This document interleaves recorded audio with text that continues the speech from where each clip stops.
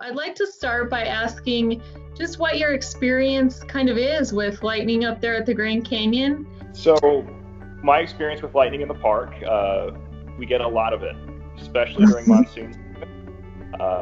Very, very frequent. And even when it's not our visitors directly being impacted by it, it's the cause of a lot of wildland fire starts here in the park.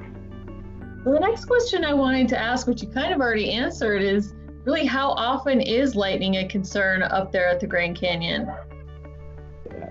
Well, during monsoon season, all day, I've been told that about 10% of the trees along the actual rim of the canyon have been struck by lightning.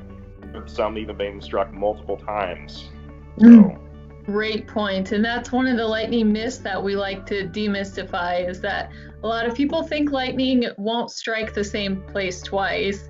And it really just has to do with where there's charge built up on the ground. And if there's enough charge in an area, there's nothing to stop the strike. So absolutely, lightning can strike the same place twice. I'm going to ask you about visitors in particular, and really if people have been struck by lightning at the Grand Canyon, or if you have any experience with that up there. Yeah, so I only have the one instance that I have been directly involved in. We were called for someone possibly struck by lightning.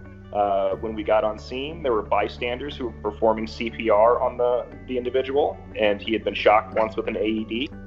And the bystander CPR is truly what saved him. We were able to move him safely to a location where we could do some more medical interventions on him, and ultimately he got flown by medical helicopter to a burn center in Las Vegas, if I recall. One of the more popular things, we get a lot of photographers here in the park, and one of the things we're really trying to capture are those cloud to ground strikes. And on any given day during monsoons, then you'll see people with tripods set up all along the rim trying to capture those photos. And I don't think they fully appreciate just how at risk they are for being struck themselves. There's another myth that we like to demystify is when someone is struck by lightning, and maybe you could speak to this, is it safe to start performing rescue operations on that person?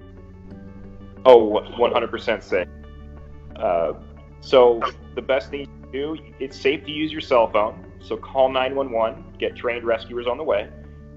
In the event you're worried about more potential of lightning, or be it just the weather itself being so bad, move that person, if safe to do so, to someplace indoors.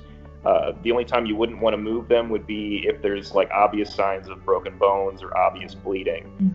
That's when we would want to leave them in place. But it's perfectly safe to be able to start performing just basic first aid on them. And if trained and they don't have a pulse, start CPR and find an AED if you can.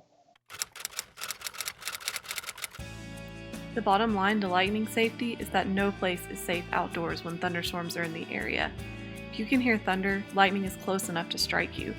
Head indoors and wait 30 minutes to return outside after the last sound of thunder.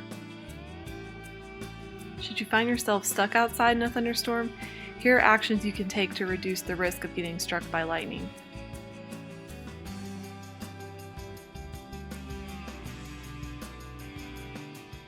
By far, the best thing you can do is know before you go. Check your local forecast at weather.gov.